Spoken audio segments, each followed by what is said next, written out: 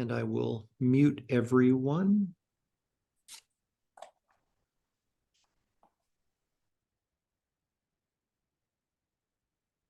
Why don't we go ahead and settle in for some meditation?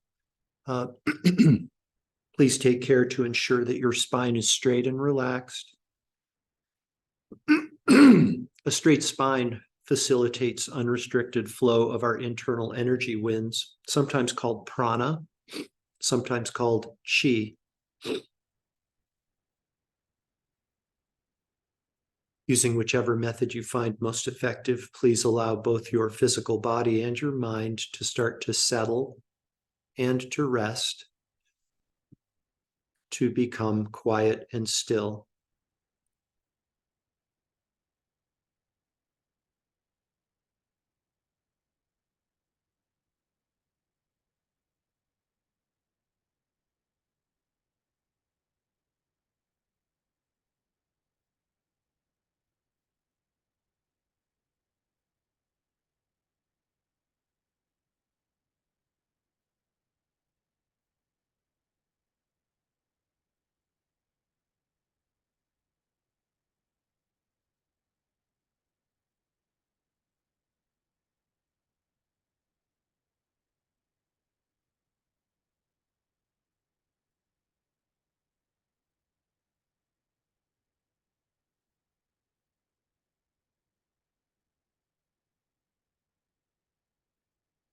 Now is not the time to reflect on events that have occurred in the past. Those events cannot be changed, undone, or relived. Nor is this the time for you to concern yourself with events that may or may not occur in the future. The future is completely uncertain. Now is the time to be fully present here in this moment. Now is the time to give yourself permission to be still, to be grounded, balanced, and stable, like a mountain.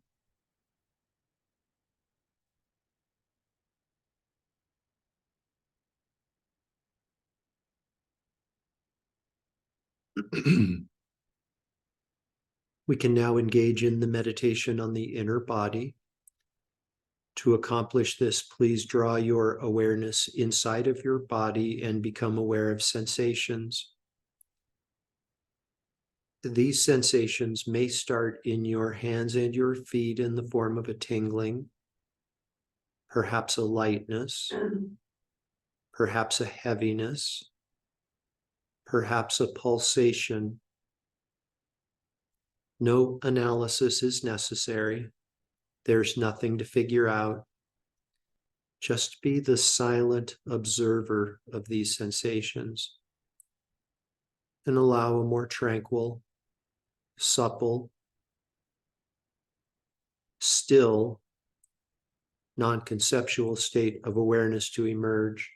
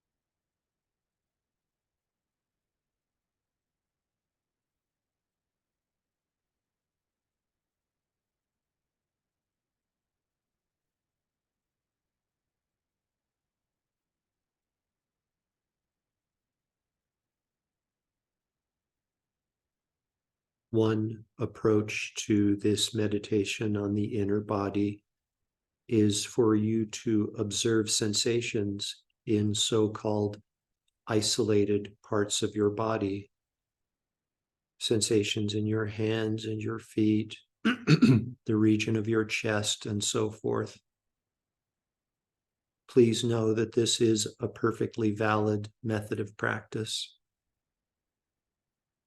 Perhaps an even more valid method of practice is for you to observe one universal sensation that extends from the crown of your head to the tips of your fingers and the soles of your feet and all space in between. One universal sensation.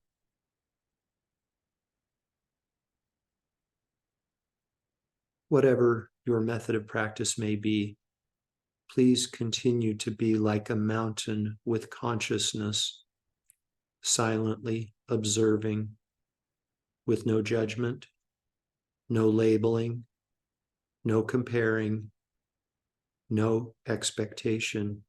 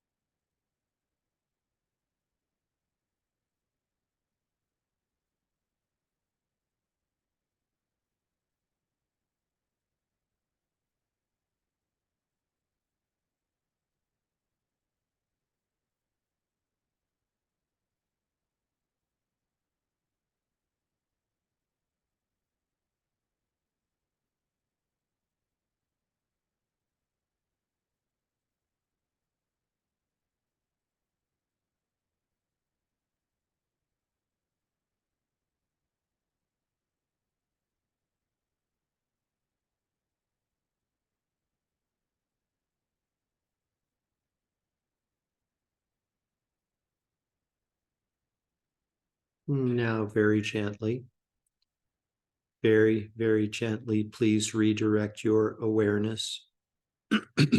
Become aware again of this entity we've decided to label physical body, and allow your breathing to become less shallow.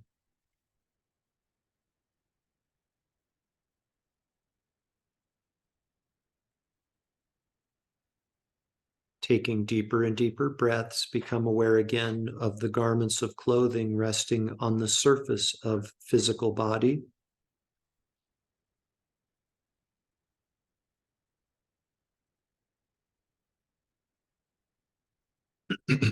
Become aware again of your surroundings inside the room that you're occupying. The ceiling above you, the floor beneath your feet, furnishings, and so forth.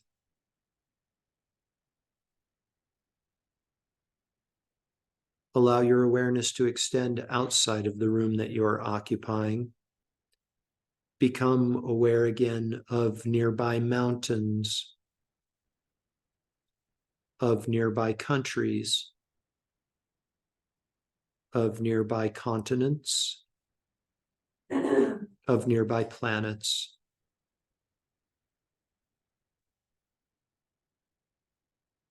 We dedicate all of the merit, all of the positive energy from this morning's meditation to world peace. May all beings without exception enjoy an abundance of pure air and water, delicious, nutritious food, safe, warm, dry, reliable, affordable shelter, and comfortable, functional, attractive clothing. And with everyone's basic needs met, may we all enter and progress on wisdom paths that lead to complete and permanent liberation from all forms of suffering.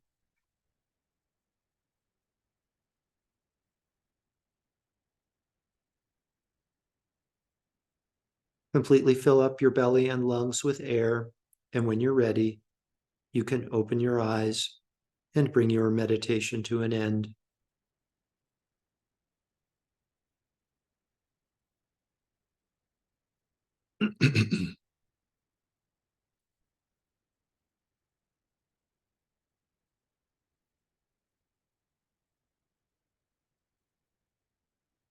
Thank you, and welcome back.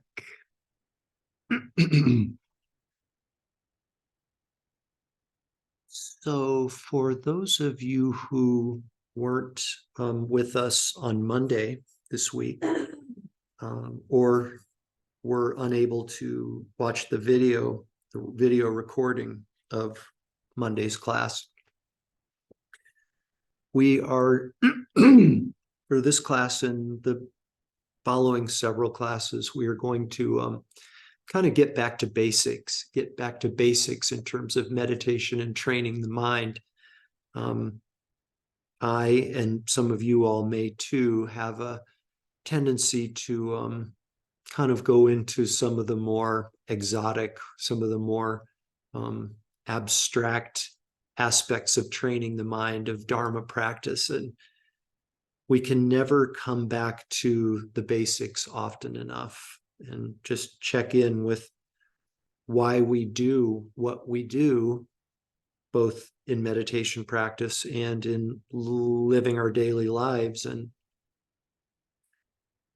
some of my most powerful, valuable teachers lately have been the middle school students at Aldo Leopold. I have the privilege of leading meditation to the 6 homeroom classes at Aldo. And, it's really interesting leading meditation classes for for both young people, like, middle school age people, and elders. They kind of have one thing in common, and that is that they kind of don't have much of a filter when it comes to expressing their lack of interest in a particular topic that I'm sharing. And last week, as I mentioned on Monday at last week's class, I was kind of talking with the Aldo students about the difference between conceptual thought and non-conceptual awareness, and kind of these different, more subtle aspects of consciousness. And it wasn't resonating with them. So I decided to come back to the basics, and both with them, with those classes, and with our Monday, Friday class. And the two questions I invited us to contemplate and explore on Monday's class have to do with happiness, have to do with the foundational causes of happiness. And the two questions I asked us to consider are, what does happiness mean to you individually? For you, what does happiness mean?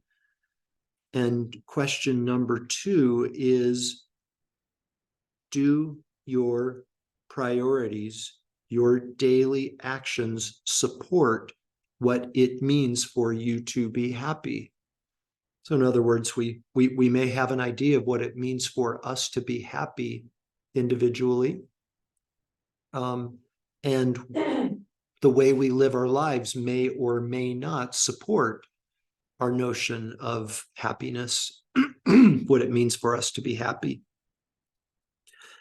And before I go further on this thread, I just want to share with you a comment that Linda shared at the end of class on Monday. Something that kind of a couple of points that I made setting context for the discussion of happiness were that the one thing that all human beings have in common is that we want to be happy. Another thing that we human beings have in common is that being happy is the most important thing. It's something that we all want, and it's the most important thing to us in the whole world. And Linda pointed out that humans aren't the only ones who want to be happy. Other sentient beings, in particular animals, have a wish to be happy. And it is worthwhile for us to acknowledge and respect that wish for animals to be happy, just like we humans want to be happy. So thank you for that, Linda. So when I asked the Aldo students, the middle school students, sort of what does it mean for you to be happy, I kind of presented it initially in kind of a universal sense, because I didn't think, we're all kind of self-conscious, and I think middle school students are especially self-conscious, I guess, maybe, I don't know. But I wasn't confident that they would really share what it means for them to be happy. So I said, in a universal sense, so what are universal sources of happiness? And got some great responses. Couple of people said video games are sources of happiness, and lots of sleep, lots of answers of sleep is the source of happiness. And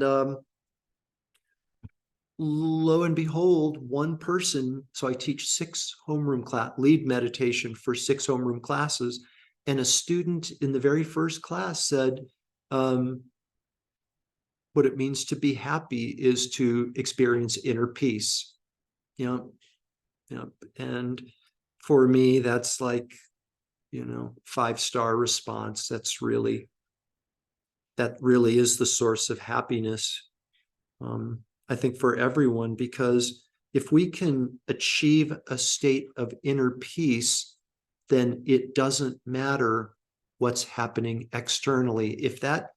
If that sense of inner peace is deep enough and stable enough, it will get to a point where it doesn't matter what's happening externally. Our inner peace is unshakable, and we can abide in that inner peace, which necessarily gives rise to happiness. We can't say it often enough that inner peace is really the basis of any happiness that we're going to experience. A couple of litmus tests that we've talked about before. How do we know this to be a fact? Well, who was it? It was with Teta. Teta we were talking about, who's not on the call, not in class this morning, but we were talking about, the happiness that could come from external conditions, like being on a white sand beach somewhere in the Caribbean, and we said, well, if that's a source of happiness, then we could put Teta on a white sand beach and leave her there forever. And she'll be happy, right? Because the white sand beach is a source of happiness. We'll put her in that environment. And, after a while, I feel pretty confident that for Teta, the white sand beach would become a source of suffering, not happiness. So if it's a source of happiness, how can it bring suffering? Another pretty easy litmus test is if an external condition or situation had the power to make us happy, then it would make everyone happy.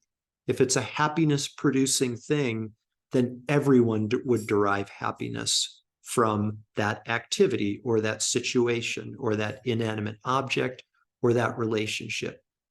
And no such situation or inanimate object, etc., exists. Why? Because we all have different minds with different experiences and notions of what it means to be happy or what external conditions will bring happiness. Another question I'd like for you to contemplate, please, is, and this is a really important one, I think it's a really important, practically applicable question for us to explore, is to what degree do external conditions matter for you on your spiritual path, in your practice of training the mind, in your aspiration to be happier and happier? Although external conditions are not the source of happiness, I don't think it's prudent for us to say that they don't matter. For an enlightened person, for a fully awakened person, external conditions don't matter at all. But for the rest of us mere mortals, external conditions matter. So I would invite us to just examine to what degree do they matter, and which conditions in particular for you matter. I've been thinking a lot, as I'm sure a lot of you have, about, the situation in Israel. The residents of Gaza have had their water cut off, and have had their utilities cut off, and just basic necessities for life, external conditions very drastically altered. For a lot of us, if we were in that situation, very difficult to experience happiness and contentment with those external conditions. But closer to home, what does matter? What basic external conditions are important for you to experience happiness and peace of mind?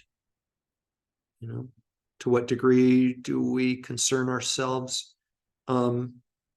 excessively with external conditions? Food is a big one.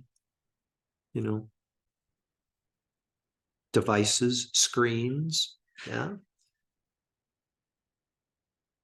Transportation, relationships that we have. I think it's really good for us to take an inventory and examine the degree to which the external conditions we have and we pursue enable us to reach kind of a baseline comfort such that inner peace becomes possible.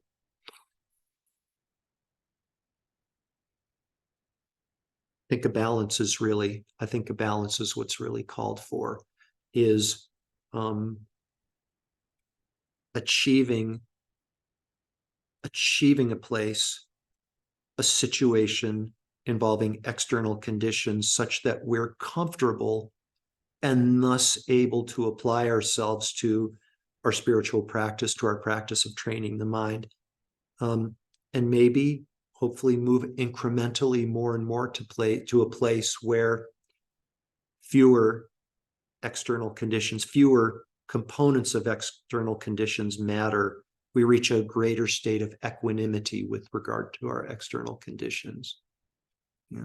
But what that equanimity, what those external conditions look like in moving toward a place of equanimity differs for each of us. That's why it's really important for us to examine this carefully. And thank you for doing that. Okay, one quick announcement. No Medicine Buddha meditation tomorrow morning. I'm going to be at the Nonviolent Communication training, weekend training. By the way, we do have a couple of spots still available if you're interested. Complete information on Lotus Center's webpage. Thank you for being here. Thank you very much, and have a wonderful weekend. Thank you, Thank Jeff. you, Jeff. Jeff. Thanks, Jeff. Bye, everybody. You're most welcome. Bye. Bye, everybody. Thank you.